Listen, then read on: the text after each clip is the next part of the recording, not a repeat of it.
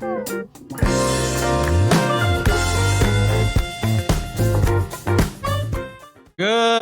day, everybody. Welcome. This is going to be our fourth recording. We're going through the escrow process and contract process with buyers and sellers. And today we're honored to have Mr. Mark Kenney with Mark Kenney Home Inspections.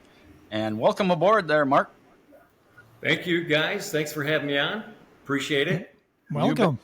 And next, Mark is my trusty editor and co-host, Mike Stensrud. Thank you, Kevin. Glad to be here on a beautiful Saturday morning. Yes, sir. It is beautiful. It's nice and crisp out there, but it is beautiful. I love it. So, hey, Mark, thanks for coming out again. And we're going to talk a little bit about home inspections today. So why don't you go ahead, first of all, and just introduce yourself and tell them what you do. Okay. My name is Mark Kenney of Mark Kenney Inspections. Guys, I've been in Arizona doing home inspections for, probably about 14 years now. I came from Michigan, where I had a home inspection business for 8 years, and certified in all kinds of areas. Obviously, probably got at least over 8,000 to 10,000 inspections underneath my belt. So I've been around the block a few times. I enjoy it. Yeah, I know that we've had you a few times on inspections, and we appreciate what you do on the inspection and going through it with the buyer. And I know sometimes we talk about having a pre-listing home inspection. And so, how do you feel about pre-listing home inspections? Pre-listing home inspection is fine, and it's obviously the seller's preference, and they will call upon an inspector to come in before they sell the house to really give them a snapshot of what the property's looking like at that time before they put it on the market. So they don't get any surprises. That's mainly the main reason why they'll do a pre-listing inspection. No surprises on big items, so to speak. Yeah, I like to be proactive on inspections and everything too. So a buyer comes along, we're out there, and we get them under contracts, and they have 10 days to do the inspection. And we show up. And how long does usually an inspection take? You know what, depending on the age of the house, depending on the condition of the house, I tell folks when they ask me that question, you can look at it from being anywhere from 2.5 hours to 3.5 to 4, again, depending on the size, the condition, and all of that. So, okay. Mr. Co-editor, how do you have? I was just curious about how can a buyer actively participate in this process just to make the most of the time? What would you say? What are some of the tips? During the inspection, Mike? Yeah, Yes. before. Yes. Before? I would tell most folks do your research if you can. A lot of times your agents will suggest a home inspector to you, or they may give you 2 or 3 of them. I would recommend that they might call the inspector. They may ask questions.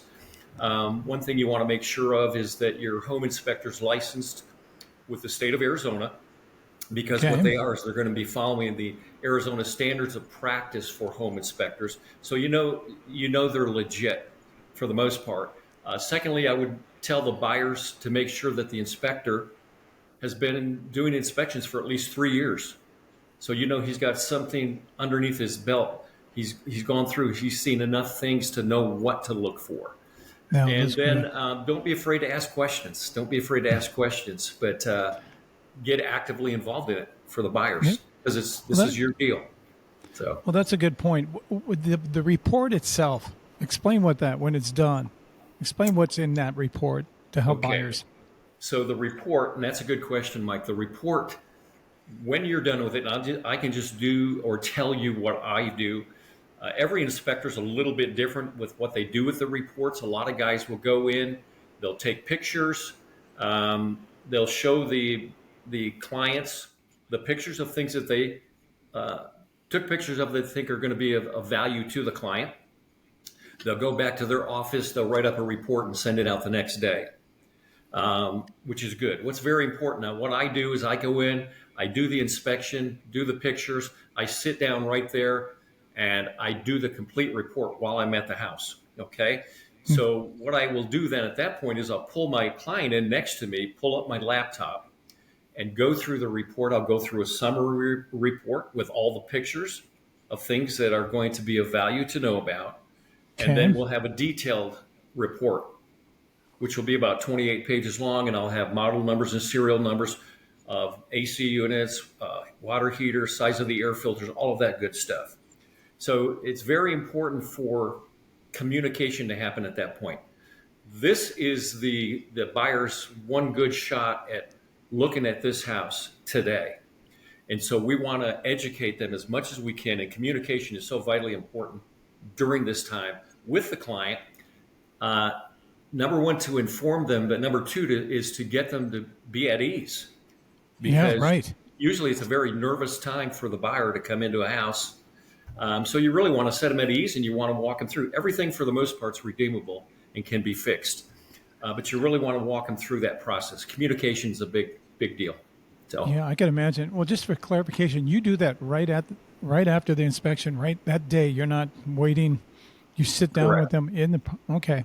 Correct. And another thing, what we've been experiencing over the last couple of years, and I know other inspectors can confirm this, a lot of our deals have been happening out of state. The buyers are out of state. They can't be at Right. the inspection.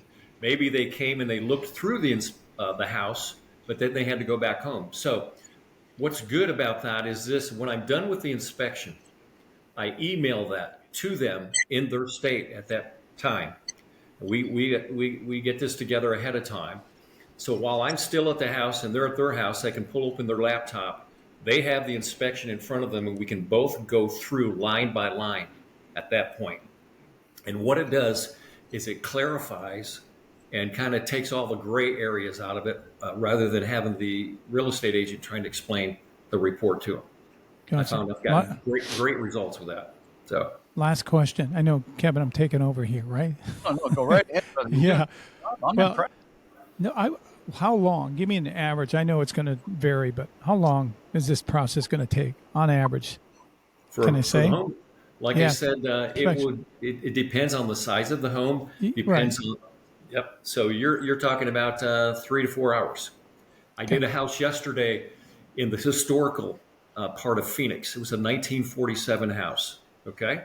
So you can Okay. only imagine the electrical, the plumbing, the foundation, all the issues. It took me at least 4 hours to do the total inspection. So it varies. Okay. Good. I Okay. think a lot of people, that's good to know. Yep. Thank you. One thing that comes up when you just reference it there with a 1947 home. So when does the code of the home come into play? Because sometimes I've heard you say, well, this wasn't code at the time the house was built. However, now it is because of what? Yes. Another good question, Kevin. So what you always have to go by, rule of thumb is you have to go back to what were the codes back, let's say in 1947, 1983, 1991. Okay. So what we call that is being grandfathered in. I can point out an electrical issue for you, just like I did yesterday with this 1947 house. But I told the lady, you have to go back and look at what the codes were required back then. Okay. So those things can be grandfathered in. Now we can go this far with it. Well, is this a safety issue? Now, if it's a safety issue, now we're dealing with a whole nother deck of cards. We want to make sure safety is number one to bring everything up to code that way. So we may ask for a technician, electrical contractor, whoever to come in and take a look at it. Okay. So age comes into play. Yep. And so if a home, like let's just say the kitchen area and it was built in 78, because that's what we use, in the areas that we work, it's either from 1978 to about 96, the homes have been Yes. built. Kitchen's been redone, and there's no GFCI plugs or anything like that, but the kitchen's been remodeled. What's your suggestion for that buyer to do? Okay. My suggestion for my buyer is this: if we have no GFI plugs in the kitchen, we have a safety issue. Now, it wasn't required back in the 70s when the house was built, but rule of thumb, the kitchen has been upgraded.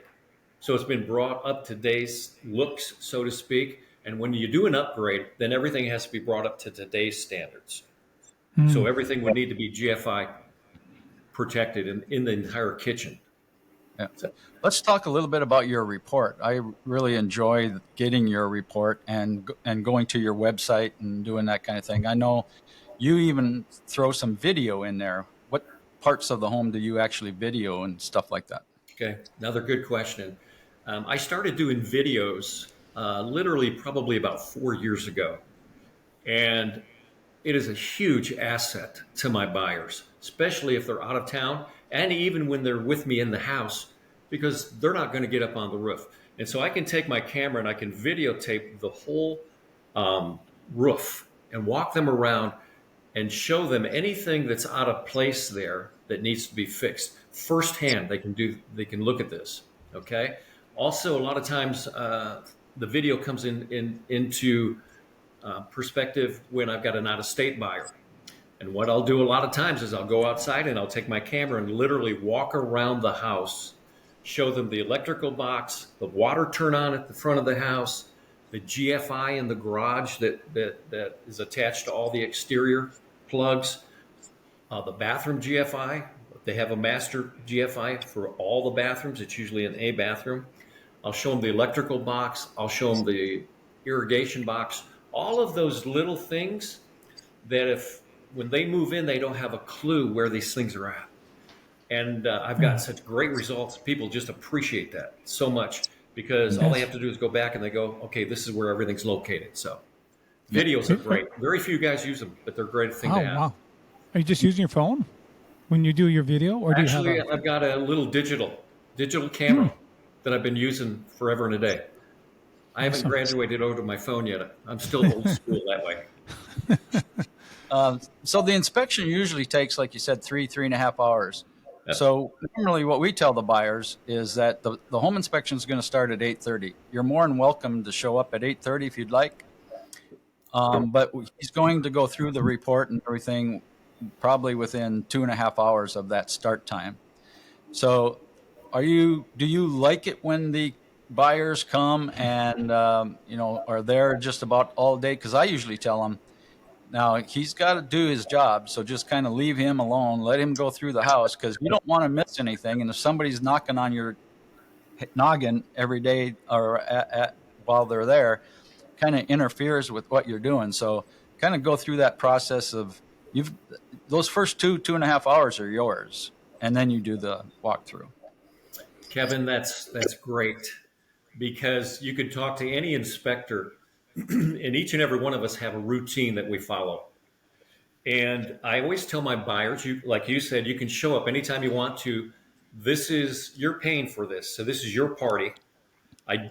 It's very important that you are there to a degree because this is the longest time you're going to be able to spend in the house. Normally when they go through it the first time, it's only 20 minutes to a half an hour. They write an offer and then we have our inspection period. Now, what you're saying is very true, too. Any inspector would prefer that nobody be there for at least the first couple of hours. Why? Because we don't want our routine to get broken up. We might miss something. It's amazing just to have a TV going on in the background can throw you off or somebody talking. So it's best to let your inspector be alone. And you have questions, then when you do show up, which usually I like it, they've got at least a half an hour to 45 minutes. They're there, they're walking around, taking measurements and things. I tell them, put a list of questions together of things that you see. And at the end, when we go through our summary, present the questions to me and I'll answer all your questions at that time. Okay. And this usually works best for the buyer in the long run. Sometimes, and I tell the buyers, some guys want to follow me around, and you can do that. You can follow me around, but you probably won't be able to stay up with me for 15 minutes. You won't, I promise you, because I'm running around like a chicken with my head cut off. But it's their time. They can do whatever they want to, but preferably it works best if we do it this way. So once that thing is complete, and then we're going to sit down with them, and I've seen you on your laptop going through all the pictures, kind of finalizing that last half hour, um, and things pop up, and sometimes. And no disrespect to any inspectors out there or anything, but sometimes the way you communicate that with the buyer can either make them go forward, or they can get scared about the situation. So how do you give them that calmness that you are buying a 1978-80 house, but it's a nice home? Good. Um, Again, I go back to this communication, just like in your field. Both of you guys, this communication is everything with people.